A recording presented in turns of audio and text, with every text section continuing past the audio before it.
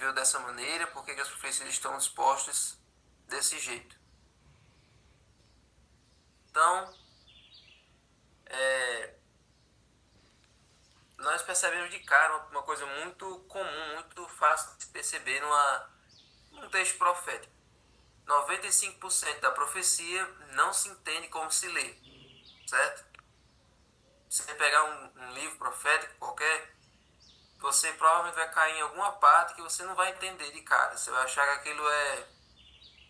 Quem não conhece a Bíblia vai achar que aquilo ali é uma fábula, uma invenção do escritor, que aquilo ali é um devaneio dele. Então, se você for abrir a Bíblia ao acaso, que nem aquele povo que diz assim: eu vou descobrir qual é a vontade de Deus para minha vida, e vai e abre qualquer livro assim aleatório e coloca aqui o dedo numa parte e diz assim: atearei fogo no Egito, a cidade de Sim terá grande angústia, Tebas será destruída e Mênfis terá depressado em pleno dia. Se você abrir a Bíblia assim aleatório, colocar o dedo e achar que aquilo é a vontade de Deus para você, não vai funcionar. E vai que você cai no livro profético. O livro profético, ele é bastante... a maior parte da linguagem dele é figurativa, não é verdade. Não é literal, certo? Agora, existem partes proféticas, existem partes reais, literais. No livro profético, existe. A gente está estudando Daniel e a gente vê que Daniel tem 12 capítulos. 6 são históricos, 6 são proféticos, certo? E mesmo na parte histórica tem duas partes ali que são proféticas. Por exemplo, o sonho da estátua e o sonho da árvore. Mas tem a parte histórica e tem a parte profética. Isaías. Isaías é um livro de profecia. A maior parte das profecias direcionadas ao povo de Israel. Mas aqui e acolá tem um capítulo que não é profecia, é uma história da vida de Isaías. Mas a maior parte dos livros proféticos é figuração, é simbologia, certo? Então, não adianta você estudar as profecias de qualquer maneira. Não adianta você achar que vai... você aplicar tudo no literal. É que nem aquela história do pastor que não conhecia as profecias, e aí ele ensinou aos membros da igreja que a besta ia sair do mar com 7 cabeças e 10 chifres, e por isso todo mundo estava proibido de ir para a praia dali em diante. Diga aí, então isso aí não é a maneira certa de estudar a Bíblia nem as profecias. Não é no achismo, não é aplicando tudo no literal. Temos que entender como é que a Bíblia ela se explica, certo? E qual é a maneira certa de estudar a Bíblia? Todo mundo aqui já ouviu falar disso. A maneira certa de estudar a Bíblia está lá em Isaías 28, 10. Isaías 28, 10 diz o seguinte: que nos fala como uma criança, repetindo palavras e frases. Porque é preceito sobre preceito, preceito e mais preceito, regra sobre regra, regra e mais regra, um pouco aqui e um pouco ali. Eu estou lendo aqui na Bíblia laranja, está numa versão diferente, mas na Bíblia preta está dizendo desse jeito que eu disse, que eu acho melhor. É um pouco aqui e um pouco ali sobre o mesmo assunto. Então, para estudar a Bíblia, nós pegamos um texto difícil e comparamos com outros textos mais fáceis. Eu pego um texto antigo e comparo com um texto do Novo. Uma doutrina precisa estar fundamentada no Antigo e no Novo Testamento para ser verdade. Sabia disso? A gente não tem nenhuma doutrina da igreja adventista, nenhuma crença baseada apenas em uma parte da Bíblia, apenas no Antigo ou apenas no Novo. E nós não temos nenhuma doutrina baseada em Ellen White, certo? Todas as nossas doutrinas e crenças são baseadas na Bíblia, no Antigo e no Novo Testamento. Tem textos em toda a Bíblia apoiando o mesmo dogma.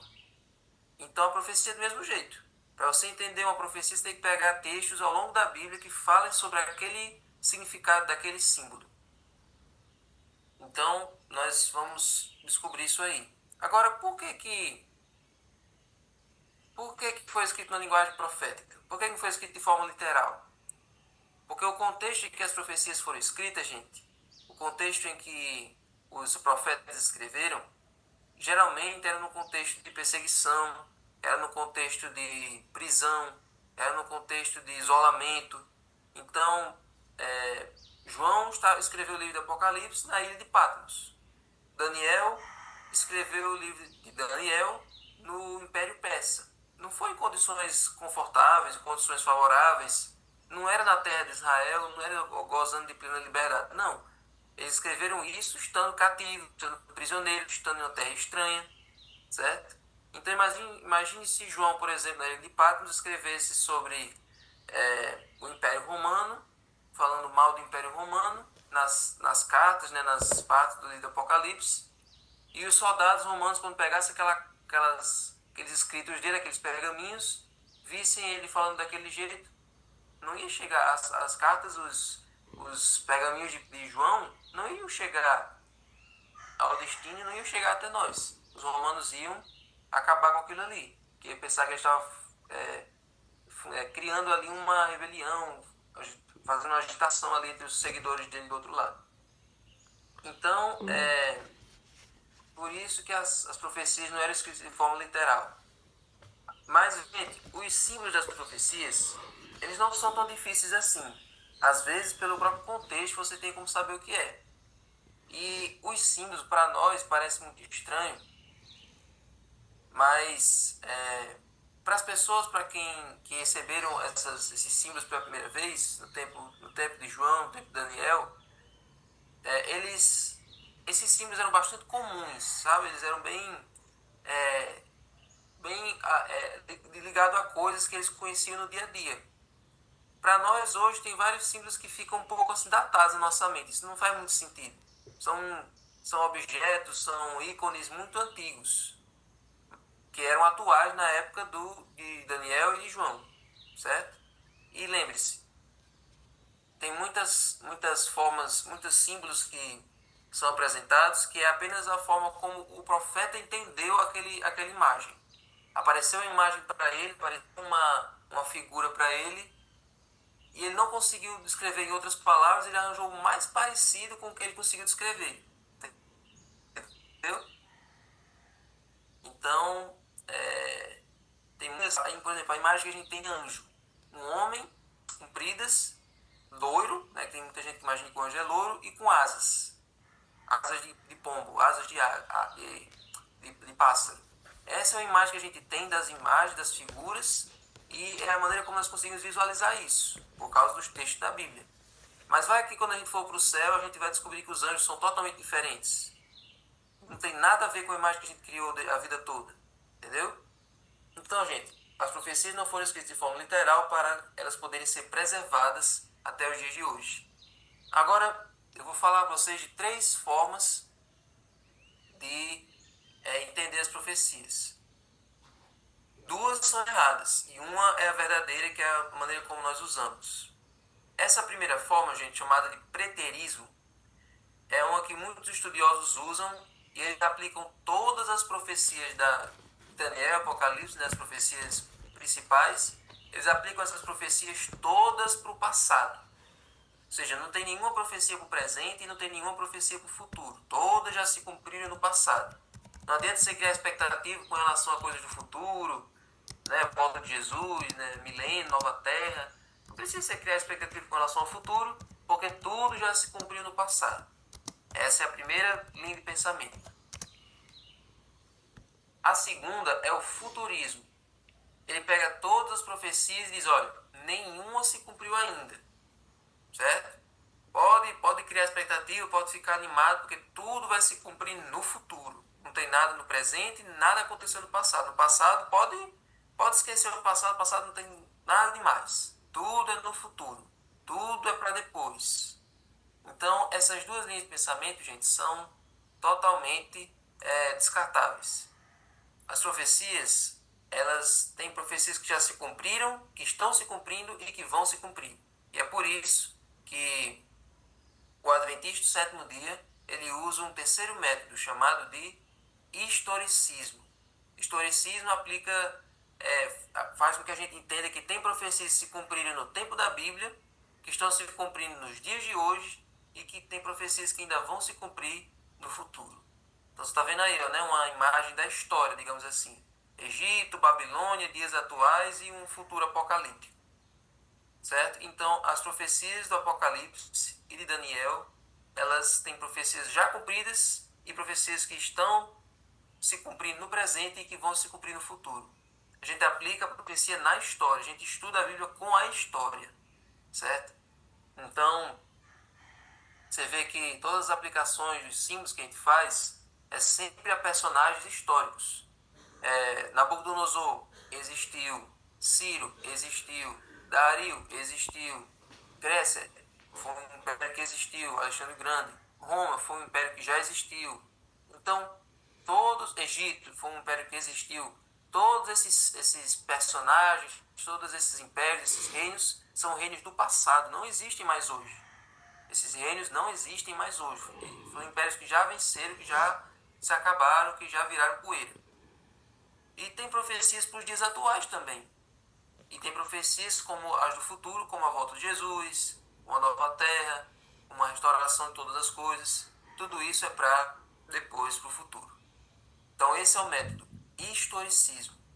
Então agora, gente, eu vou mostrar para vocês os 12 principais símbolos que a gente encontra nas profecias. Tem muito mais, só que os outros símbolos, gente, a gente descobre pelo contexto, certo? São mais fáceis de descobrir pelo contexto. Esses são os principais, são o básico.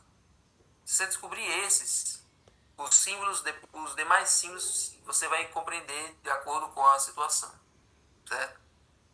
Então vamos lá. Primeiro símbolo. O que é a palavra Apocalipse? O que significa o termo Apocalipse? Vamos lá para Apocalipse 1:3. É a primeira vez que aparece esse termo. O livro Apocalipse, capítulo 1, versículo 1. Eu disse 3, né? Ali, mas é o 1. Já tem a explicação, ó. Revelação de Jesus Cristo, a qual Deus lhe deu para mostrar aos seus servos as coisas que em breve devem acontecer, e que ele, enviando o seu anjo, deu a conhecer ao seu servo João. Hoje, as pessoas leem o nome Apocalipse e já ligam a coisa ruim, já ligam a tragédia, já ligam a confusão, mas a gente sabe que Apocalipse significa revelação, certo? Apocalipse significa revelação. Tem uma palavra grega que é a junção de apo mais calipse. Se eu não me engano, apo é o que está escondido e a calipse é revelar. Então, Apocalipse é a revelação do que estava escondido, é a revelação do que estava velado, do que estava oculto. Então, o livro de Apocalipse nada mais é do que uma revelação de Jesus Cristo. É Jesus Cristo revelando para nós todos os planos dele para o nosso futuro. Revelando para nós que tudo que está acontecendo na nossa vida vai se encaminhar para um final feliz. Por mais que a história tenha episódios tristes, tenha episódios pesados, tenha episódios negativos, episódios em que parece que o mundo vai se acabar, mas o povo de Deus está sendo guardado pelos anjos de Deus e pela mão de Deus, e ele vai atravessar cada reino, cada império, cada perseguição, tudo de ruim que vai acontecer, e ele vai nos conduzir para o dia da volta de Jesus. Então, não olhe para o Apocalipse como um livro ruim. Não olhe para o Apocalipse como um livro que só fala de tragédia, só fala de destruição. É um livro da felicidade. É o livro, se você parar para prestar atenção, o Apocalipse é o livro mais doce da Bíblia. Porque mostra o mal sendo destruído e o bem triunfando. Jesus vence e com ele vencem aqueles que estão do lado dele. Amém. Então, uma coisa que você tem que entender quando estudar as profecias, essas profecias de Daniel e Apocalipse, é que essas profecias são positivas para nós. Não fique assustado, não fique com medo, não fique com paranoia, porque essas profecias são ótimas, são profecias de esperança para a nossa vida, certo? Gente, daqui a 2 minutos o Zoom vai fechar, e aí é só vocês entrarem no mesmo link, certo? No mesmo link que está no grupo do Distrito, que está aqui no grupo do Eliseu, entre no mesmo link que nós vamos continuar. Aí olha só. Agora nós vamos com um símbolo aí muito comum. Se você aprender esse símbolo aí, você já vai saber, já está meio caminho andado já.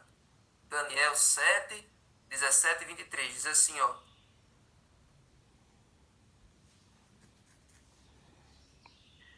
Ele veio para perto de onde eu estava, quando chegou eu fiquei com muito medo, caí com o rosto em terra. Mas ele me disse, filho do homem, você precisa entender que essa visão se refere ao tempo do fim.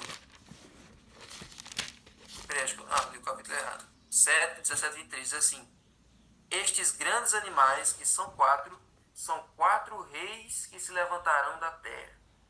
E o 23? Então ele diz: o quarto animal será um quarto reino na terra, que será diferente de todos os outros reinos. Ele devorará toda a terra e a pisará com os pés e fará em pedaços.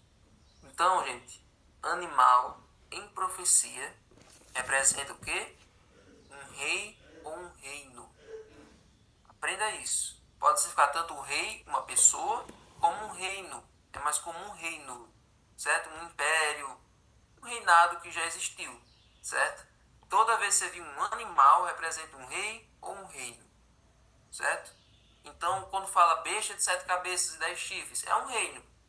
Quando fala um leão com 2 asas, é um reino. Um urso com 3 costelas na boca, um leopardo com 4 cabeças e 4 asas, um animal terrível e espantoso. Não são animais literais.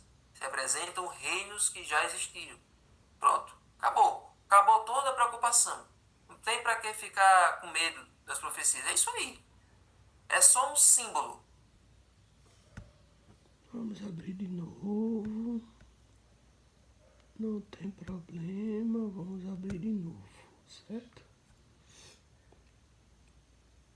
O WhatsApp fechou. Vamos lá.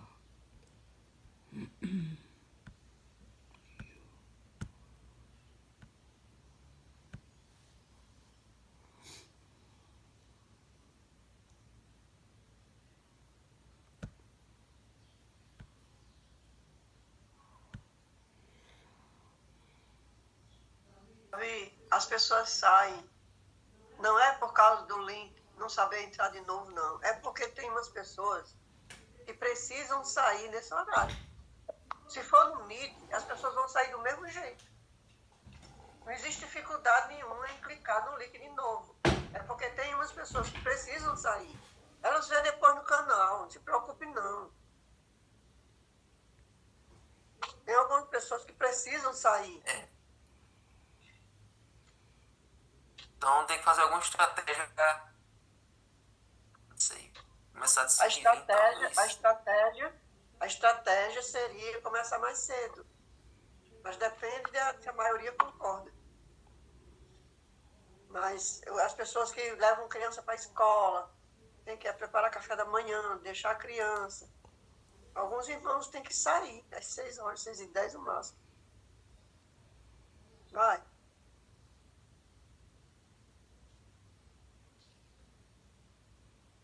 Então, vamos terminar com os que estão aqui. Vamos lá. Então, vamos lá, gente. Então,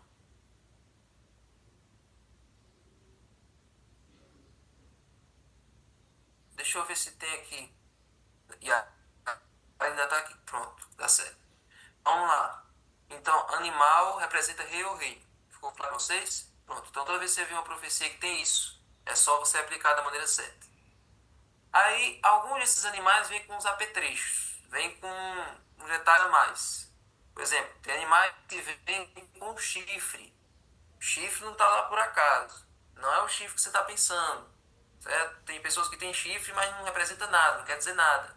Pra gente, pra pessoa representa muito. Mas no animal, o que é que o chifre representa? Olha aí, Apocalipse 17:12. Vamos ver, Apocalipse 17:12. Diz assim: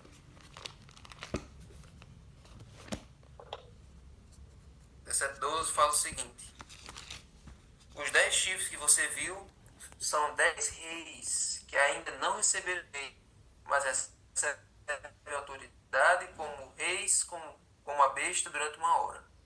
Então, é animal, mas ele pode ser um pouquinho mais amplo. Representa um poder, um rei ou um reino. Ou seja, pode significar tanto um poder político, um rei ou um reino, como um poder, né, uma instituição diferente, certo?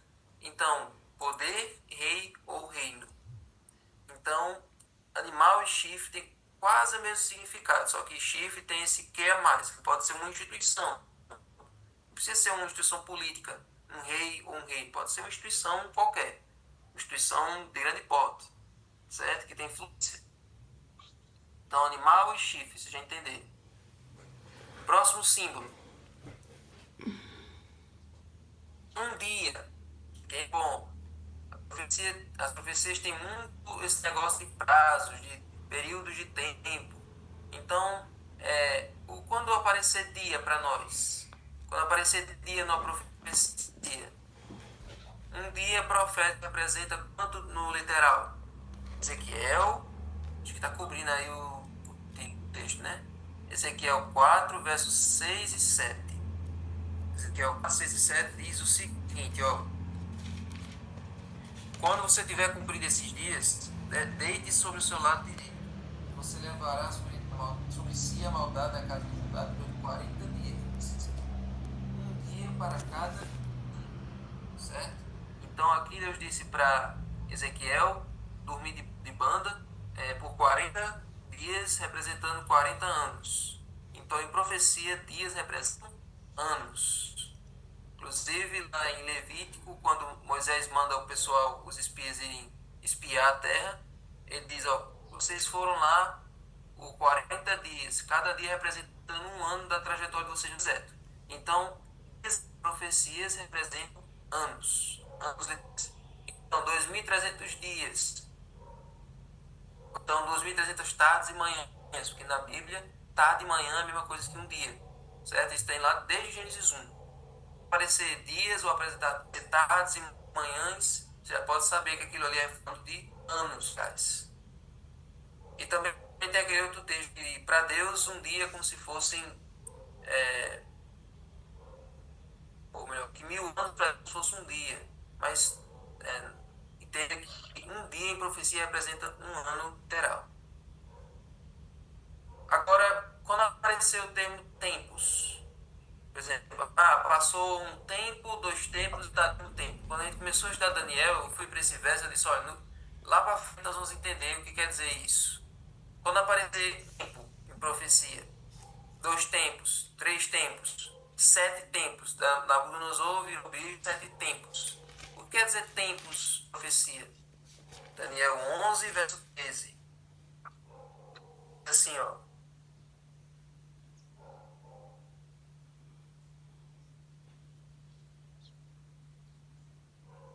11, verso 13. Porque o rei do norte voltará e reunirá um exército ainda maior do que cujo alguns anos virá com um grande exército mudando os pronomes. Aqueles tempos. Então você está vendo aí? Tempos em profecia representam anos tem. Então um dia em profecia representa um ano e tempos também representam anos. Então, um tempo, 2 tempos, metade de um tempo, 3 anos e meio. Só que quando a gente for estudar essa profecia, a gente vai perceber que esses 3 anos e meio ainda são proféticos. Então a gente precisa esmiuçar, e aí depois a gente descobre que aqueles 3 anos e meio representam 1.260 anos, literalmente. Certo? Mas não vamos entrar nesse assunto agora. Então Deus já deu para entender. Dias e tempos representam anos. Agora, mulher. Toda vez que aparecer mulher em profecia, você vai saber que é o quê? Olha só, mulher em profecia aparece lá em Efésios 5, 22 e 23. Efésios 5, 22 e 23. Gente, vocês vão perceber que com o tempo, esses símbolos, não é muito difícil entender eles, uma vez que você descobriu o significado, porque o símbolo lembra muito o significado, certo? O símbolo tem muito a ver com o significado. Mulher, o significado de mulher vai ser tudo a ver. Vocês vão ligar uma coisa a outra muito rápido, não tem nem o que você confundir. Os símbolos têm muito a ver com, o objeto final. Por exemplo, os animais. Animal com o rei ou reino combina muito, porque o animal, ele é um animal feroz, um animal selvagem, ele tem um comportamento que pode ser muito visto no comportamento de uma nação, de um império. O animal despedaça os animais da cadeia alimentar que são mais fracos, e um reino mais forte, ele vai e destrói os reinos mais fracos. Então, é muito intuitivo, sabe? É muito fácil de compreender. Então, Efésios 5 fala da mulher, diz assim, ó: esposas, cada um de vocês se sujeita a seu próprio marido, como ao Senhor. Você já sabe o que quer dizer isso aqui. Porque o marido é o cabeça da esposa, como também Cristo é o cabeça da igreja, sendo ele próprio o salvador do corpo. E o verso 25: maridos, que cada um de vocês ame a sua esposa, como também Cristo amou a igreja e se entregou por ela. Então, mulher em profecia representa igreja, certo? Mulher representa igreja. Isso é muito fácil de gravar. Só se lembrar, tem vários textos na Bíblia que Deus diz que o Criador é o teu marido, ó povo de Israel. Mas vocês decidiram me trocar, manancial de águas vivas, por cisternas rotas. Vocês se adulteraram, vocês se prostituíram, vocês foram atrás de outros deuses, mas eu sou teu marido. Então, Deus se compara como sendo uma relação de casamento entre ele e a igreja. Então, a mulher é a igreja, certo? Agora, pode ter uma mulher pura, como essa daí que eu estou mostrando, e a mulher adúltera que está lá no capítulo 17 de Apocalipse. Ou seja, tem a igreja verdadeira e tem a igreja falsa, certo? Mas mulher representa igreja. Águas, isso aqui é bom. Águas também é um símbolo bem intuitivo. Apocalipse 17, verso 15. Diz assim, ó: o anjo disse ainda: as águas que viste, onde a prostituta está sentada, são povos, multidões, nações e línguas. Então, águas em profecia representam pessoas, povos, multidões. Então, por exemplo, a profecia diz que a mulher estava no meio de muitas águas. Significa que a igreja que estava surgindo ali no meio das nações, do meio das pessoas. Tá vendo como é fácil? Então, águas em profecia representam povos. Aí você cria uma imagem mental na sua mente para ajudar você a ligar um ao outro. Por exemplo, imagine uma zoada da onda quebrando na praia. Imagine aquele da água. Imagine aquele estrondo, aquele chiado que a água faz. Você pega esse chiado, esse estrondo e ligue a um barulho de muitas pessoas num lugar, por exemplo, uma multidão gritando ao mesmo tempo, na rua, no trânsito. Então você vê como elementos do símbolo podem ser encontrados nas pessoas. Aquela zoada de muita água pode se comparar à zoada de muita gente. Então, águas significam povos, multidões, nações e línguas. Esse outro é um dos mais lúdicos que tem, um dos mais fáceis que tem. Jeremias 51, de 1 a 5. Quando aparecer ventos, lembre-se, gente, esses símbolos só tem esses outros significados quando é livro profético. Não vá ler um livro histórico como Samuel, como Reis, como Juízes, e achar que dá para você aplicar isso numa história, numa parte histórica. Essas profecias, esses símbolos, já está dizendo, símbolos da profecia. Você tem que estudar isso aí quando é um livro profético. Não vá para os evangelhos, não vá para as cartas, não vá para Gênesis, tentar aplicar isso aí, porque isso não vai confundir sua cabeça. Aplique somente nos livros proféticos. Então, Jeremias 51 diz o seguinte, ó: assim diz o Senhor: eis que levantarei um vento destruidor contra a Babilônia e seus habitantes. Enviarei estrangeiros contra a Babilônia, que a lançarão ao vento, como quem separa o trigo da palha, e deixarão a terra deserta. No dia da calamidade, virão contra ela de todos os lados. Que os flecheiros não tenham tempo de tesar o arco, nem de vestir suas armaduras. Não poupe os seus jovens. Destrua por completo todo o seu exército. Então, ventos, gente. Ventos representam guerras, conflitos, certo? Também é muito fácil você ligar o símbolo ao significado. Pense que quando fala de ventos, não está falando de brisa, não está falando de um vento de ventilador, não está falando de uma coisa suave, de uma calmaria, não. Ventos é furacão, é destruição, é um tornado destruindo tudo, arrancando telhado, quebrando as casas. E isso tem tudo a ver com o que uma guerra faz. Uma guerra passa destruindo, assolando tudo pela frente. Então, ventos em profecia representam guerras. Então, os anjos estão segurando os 4 ventos sobre a terra. Não é ventos de furacões, não é o Katrina, não é um redemoinho. São guerras, é uma destruição em massa que a terra que vai acontecer no futuro com a terra toda, mas que hoje Deus impede de acontecer por amor a nós. Os anjos estão segurando esses 4 conflitos, essas 4 ondas de tragédias sobre o mundo por amor a nós. Por misericórdia ao seu povo que ainda está aqui e que ainda está sendo selado. Certo? Então, ventos representa guerras. Outra coisa, dragão. Dragão é um símbolo muito... Só tem uma pessoa, só tem um personagem que tem as características de um dragão na Bíblia. Dragão é um animal? É. É um animal mitológico. Não existe dragão na vida real. Existe um dragão de Komodo, mas é só uma lagartixa. Um lagarto. Mas dragão, gente, é um animal mitológico, um animal assim que não existe.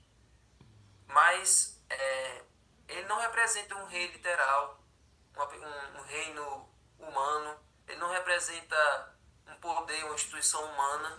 Ele representa um poder muito mais perigoso, um poder muito mais sério. Está em Apocalipse 12, 9, diz assim: e foi expulso o grande dragão, a antiga serpente que se chama Diabo e Satanás, o sedutor de todo mundo. Ele foi atirado para a terra e com ele os seus anjos. Dragão representa Satanás. Só ele, o dragão só pode ser um personagem que é Satanás. Não é nenhum poder terreno. Então, aqui fala já 2 símbolos de uma vez: dragão e serpente. Certo? Dragão e serpente representam Satanás. Certo? Então, quando aparecer serpente em profecia, você já sabe de quem está falando. Quando aparecer dragão, você também já sabe de quem está falando. Outra coisa, a cauda do dragão. Olha que interessante. Tem o dragão, mas o dragão tem uma cauda. A cauda do dragão representa o quê? Isaías 9:15. Deixa eu ler primeiro aí em Apocalipse 12, eu quero ler com vocês verso 4. A sua cauda arrastou a terça parte das estrelas do céu, as quais lançou para a terra. E o dragão se deteve... Tá bom, só até aqui. Então, a cauda arrastou a terça parte das estrelas do céu. Se o dragão é Satanás, o que representa a cauda do dragão? Vamos lá para Isaías? Isaías 9:15, diz assim, ó. Isaías, capítulo 9, verso 15. O ancião e o homem de respeito são a cabeça, e o profeta que ensina mentira é a cauda. Então, cauda aí não é calda de chocolate, não é calda, não é caldo de cana, é cauda de rabo. O rabo do dragão representa o engano que Satanás faz para seduzir as pessoas. Então, o dragão é Satanás e a cauda é o engano, é falso profeta, é mentira. É com as mentiras, é com os enganos que Satanás pega as pessoas. Aí você viu lá em Apocalipse que a cauda arrastou a terça parte das estrelas do céu. O que é estrelas? Em profecia. Estrelas em profecia, Daniel 12:3 diz assim, ó.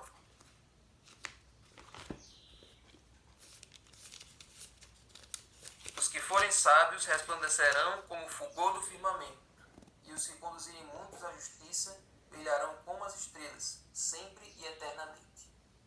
Estrelas em profecia representam mensageiros. Às vezes, a estrela pode representar mensageiros celestiais, como anjos, como também mensageiros humanos, como pregadores do evangelho. Então, por exemplo, nesse caso do Apocalipse, estrelas representam os anjos do céu. Quando Lúcifer fez aquela rebelião contra Deus, quem foi que ele seduziu? Ele seduziu a terça parte dos anjos do céu. Os anjos de Deus seguiram Lúcifer e depois se tornaram demônios. É por isso que o dragão, que é Satanás, com a sua cauda, que é o seu engano, enganou a terça parte das estrelas do céu, dos anjos de Deus. Então, por isso que ele virou o arqui-inimigo de Deus, por isso que ele se revoltou contra Deus, certo? Mas em outros contextos, anjo pode representar, estrela pode representar mensageiros humanos, pessoas pregadores do evangelho, servos de Deus que espalham a verdade, certo? Então por isso que o significado é mensageiros, que pode ser tanto celestial como terreno. E por fim, gente, o símbolo mais doce, o símbolo mais lindo de todos, está lá em João 1:29. O que quer dizer cordeiro? Olha aí, no dia seguinte, vendo que Jesus vinha em sua direção, João disse: Eis o Cordeiro de Deus que tira o pecado do mundo. Então, em profecia, cordeiro significa Jesus. Jesus é o cordeiro que foi morto desde a fundação do mundo. O sacrifício dele já estava programado desde que o homem pecou, desde antes do homem pecar. Então, o cordeiro representa Jesus. Esses são os principais símbolos das profecias. Então é importante que você tenha uma tabelinha de conversão profética. Com o tempo você nem precisar disso. Vai ser bem intuitivo para você. Mas para quem não conhece, para quem está tendo contato agora, é importante você ter essa tabelinha para você, sempre que você for estudar e consultar essa tabelinha e aprender um pouco mais e não ficar perdido nem desorientado. Mas para encerrar, gente, eu quero ler com vocês o que está em Amós 3:7. Diz assim, ó: Certamente o Senhor Deus não fará coisa alguma sem primeiro revelar o seu segredo aos seus servos, os profetas. Entenda o seguinte: Deus não vai colocar nada em sua palavra que você não entenda. Se a Bíblia é uma carta de amor para você, se a Bíblia é a revelação de Jesus, se as profecias são a revelação de Jesus Cristo para nós, então se ele apresentou os símbolos, se ele apresentou as imagens, se ele apresentou uma linguagem figurativa, ele também dá o significado. A Bíblia mesmo se interpreta, a Bíblia mesmo se explica para nós. Então, gente, confie nesse Deus que revela tudo para você. Confie na palavra de Deus, é o livro que revela tudo que nós precisamos saber para a nossa salvação. As profecias têm para ser estudadas, não apenas ignoradas. Não ignoradas. As pessoas acham que as profecias só para quem é estudado, para quem é formado, para quem tem conhecimento, mas não. A Bíblia diz que Deus revela seus segredos para as pessoas simples.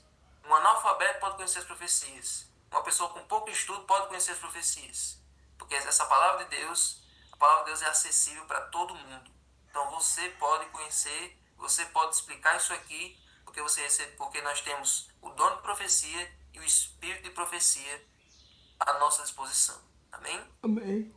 Senhor Deus, muito obrigado porque o Senhor nos ama e por causa que o Senhor nos ama, o Senhor nos revela tudo que nós precisamos saber com relação ao nosso passado, com relação ao nosso presente e com relação ao nosso futuro. Tendo a certeza de que o Senhor está no controle da história, nós não temos nada a temer. Nada temos a temer quanto ao futuro, a não ser que a gente se esqueça do que o Senhor fez pela gente no passado. Então, Senhor, nos ajuda a entender esses símbolos, nos ajuda a entender essas profecias. Traz mais gente sobre esse culto de manhã, porque isso aqui é uma mensagem muito importante. Por favor, Senhor, que amanhã possa entrar mais gente, que amanhã nós vamos começar o capítulo 7 de Daniel, e é importante que todos aprendam esses assuntos. Fica conosco, dá-nos um bom dia, em nome de Jesus. Amém. Amém. Amém, fique com Deus, até amanhã.